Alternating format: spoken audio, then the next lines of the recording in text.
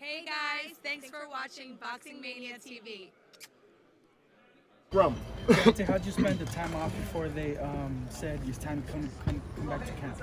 How'd you spend that time? I spent all my time with my family, you know, with my loved ones. You know, I'm a very peaceful person. You know, I'm a homebody as well. I barely go anywhere because I got everything I love to do, and everything that I want to do. You know, even with people, they surrounds me every day. You know what I'm saying? And the ones that's not there, you know, we talk to each other every day. You know, you're talking about a guy that, you know, all my group of guys, all of us, when we hang up, we say we love each other. You know what I'm saying? And so, you know, I did the same thing, to spend my time with the ones that love me the most. You said earlier here that you were at a happy place in your life. Can you elaborate on that a little bit? Yeah, I'm just so happy right now. You know what I mean? I've been happy for a long time. You know, it took a long time to get to this point in time to understand what true happiness feels like. You know, because when you grow up, everybody always say they start from the bottom and different things like that. And you know, the bottom is only defined by how you describe it. But you know, I've been through a lot of trials and tribulations in my life. You know what I'm saying? A lot of ups and downs, like a lot of us in this room. But I felt like I broke through somewhere through victory, where I can raise my hands in the air, like I said, and look and say, I've made it. I've accomplished a lot of goals that I've set in my life. My kids are good for life. You don't know how much that means to me. You know what I mean? To see them, sometimes I shed tears. That's the only way I can cry. Good movies and my children. You know, and that'll make me cry. And I'm just here, so I've accomplished so much, and it's just a great feeling for me to be able to accomplish that and to see the things that I've done and allow my kids to enjoy the fruits of my labor as well as I was able to do so as well. I'm only 34 years young, and I'm here where I am now. When I'm 40, I'm really gonna be well relaxed and going to the mailbox in Gucci slippers. You know what I'm saying? Open the box. So, but other than that, I'm very happy, and I hope everyone, if they're not happy, to find ultimate happiness in their life. And money is not the ultimate reason of being happy. I don't want anyone to misinterpret that, because I've gained success because of money and stuff like that. Money only defines you. It's so much until it runs out, and then what happens? Then you really realize who loved you, who really wanted to be around you, and all those different things. And the happiness is within and your surrounding, and I'm so happy. Deontay, do you believe that right now we're living in the Deontay Wilder era, and that a victory over Christopher would just solidify that even more? Most definitely. You well said. I'm definitely living in my moment in time. This is my era. You know, I'm the baddest man on the planet. I'm the hardest hitter puncher in world history. Right here, you're sitting next. You're right here next to him. You know, congratulations. But you know, I do feel that. I do feel that way. And when I knock Fury out, it's gonna even more solidify that for me. But I also feel not only just a win, but how you win determines your rise as well. You know, we've seen many guys, you know, go in and do what they had to do just to gain the victory. But the outcome from the people, you know, it wasn't a pleasant, you know, acceptance from them. But each and every time I go in there, no matter the first round or the 12th round, and I knock people out, you know, it even more, you know, raises my profile, even more raises, you know, what people think about me, their opinions, and everything that deals with boxing. So I definitely feel that way, and I got a lot to prove. You know, I understand that as a champion that has 6 years left in him, that I got a lot to prove within these 6 years. But I'm up for the job. I'm the man for the job. You mentioned it, the way you win. So when you visualize that victory, how do you see yourself winning? I mean, he's already talking about a knockout in the second round. Do you believe that? I feel like that's really early, but I mean, I know that anything can happen in boxing. So what do you make of that second round knockout, and what do you visualize?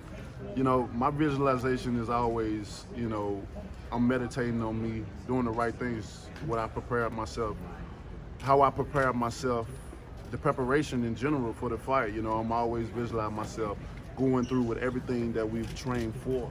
I always visualize myself when I'm hitting a guy, knocking him out, and even where his body lays. With this fight, I see him.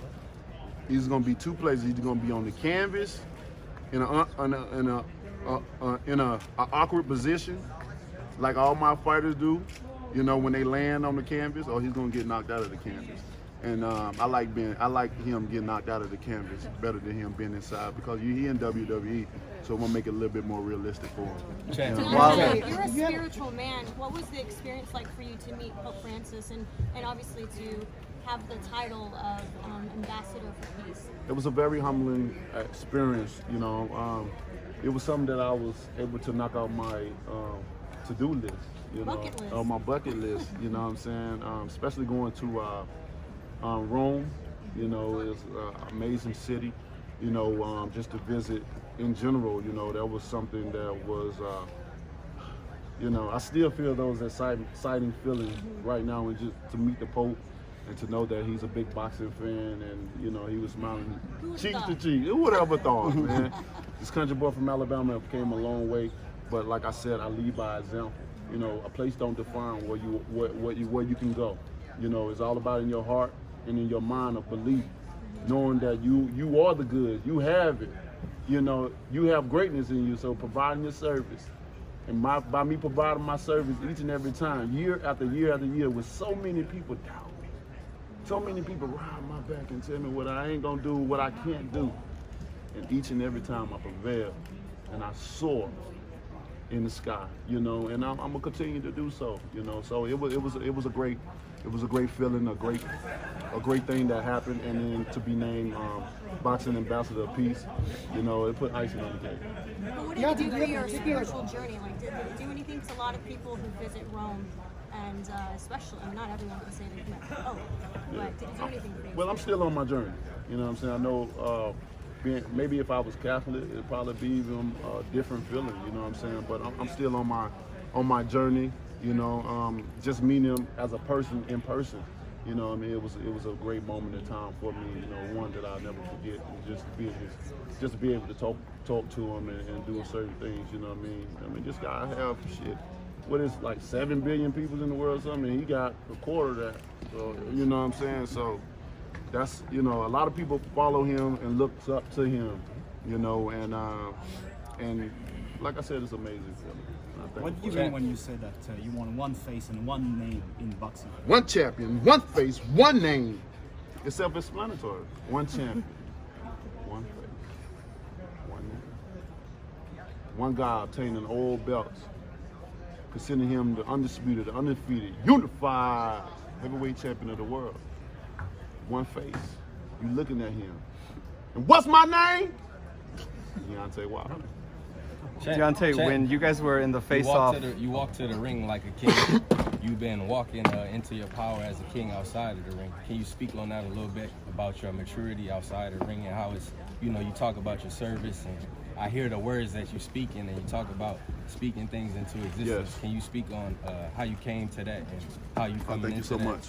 that energy? Yeah, I think maturity comes with time. You know what I'm saying? And time in life. You know, to experience so many things in your life and to learn from your mistakes, you know, and from where I came from and where I am now, I've learned so much. I've sat back and I'm big into meditation. I never used to be that way, so big into meditation. I tell people all the time, my 30s have been some of the best years of my life because it slowed me down mentally. Well, I just want to, sometimes I like to be alone, just to meditate and think about certain things, and a lot of things come to me from the past that I didn't understand in the past. But right now, because I'm so knowledgeable about things, because I'm into certain things, you know what I'm saying, I understand subliminal messages a lot. I'm a person that feels about or energy, sometimes emotions. I have a sixth sense, you know what I'm saying? But with all that combining together, just understanding who I am. When a person find a long time for themselves and be able to go through so many different things and learn themselves, you get a greater outcome. And then learning yourself, because you're like, well, shit, I've been in this body forever, however many years, you know what I'm saying, it is. And you're like, oh, I know myself better than anyone. At least that's what you think. Until you just things start unraveling when you start getting into things, especially when you find that peace. See, peace is the thing some people will never endure. Because when you at home off work, that really ain't no peace. Because you worry about shit. What time you got to get up and go to work again tomorrow? You see me? So it really ain't no peace. You know what I'm saying? And then sometimes when we in a bigger city, we can't find no peace because there's so many damn people. There's so many. You know what I'm saying? So sometimes people don't understand what peace really is. Just sit down and say, I can rest and relax. And all my places provide that for me, so I understand a lot of things, allow me to enter into the world and take on so many different obstacles, so many different subjects, and use my platform to say, to this day! And all that comes, it just grows from there, just understanding who I am, this title that I represent, so many people look up to me.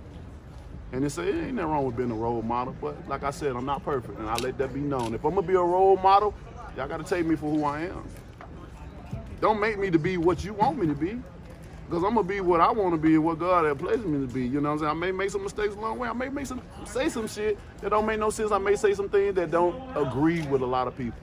But I am who I am, and I'm laying it down as the champion. And I want people to know that you can be yourself. You can believe in yourself. That's why I say speak it. Speak the things in existence, what you want to do. Low or high. It's unlimited. When your mind's supposed to be so big that, like I always tell people, my mind's so big that a spaceship can fit in. That allows me to expand my mindset to say, well, I want to do this and I want to do that, then it ain't no limit. If I want to be an astronaut, it ain't too late. You know, it may take a while, but it ain't too late. And that's just the belief in you. Whatever you saying, you believe in what you saying you're going to do. And that's the magic, the belief. Belief. It's a small, simple word, but it's powerful when you unlock it. Many people won't understand what I'm saying. It looked like Jerry is trying to take some of your words and speak his own stuff. He do it all the time. He do it all the time because he's in a nervous wreck. He's a nervous wreck right now. He don't understand me. Like I told him, I said, Fury, everything I told you came to pass, bro. I know. And what I say today is gonna manifest come February 22nd. Last question. When it was the Brazil presser, you said you were going to go Mortal Kombat on his ass. ABAC, ABB. Same combo? Same combo for all? Different opponent, different style. Different so it's gonna be a different combination. All right. Wilder, what? Well, it's right on time, I say. You know, I'm not gonna complain. You know, I could complain about a lot of things. I say, well, he didn't take the rematch, but we're gonna be here another 15 more minutes because I'm gonna explain that why he didn't take the rematch and changing trainers and stuff like that. So I just gotta thank God, thank the universe of us being here. It's the perfect moment in time because we both had 2 warm-ups in there. His role was a little bit easier than mine, of course, but it prepared me. It built up my confidence even more than what it really already is. So you can only imagine. So I say it's right on time. It's the perfect moment, the perfect time and place. And I'm happy for you guys because you guys get to witness greatness. Deontay, thanks a lot, guys. Deontay, what'd you say to him when you were pointing at the belt and the final face-off? I just tell him how pretty it was, and like, bro, they're coming home with me, and you like this, don't you? Yeah. You know what I'm saying? He keep talking about he's a lineal champion with no belt or whatever.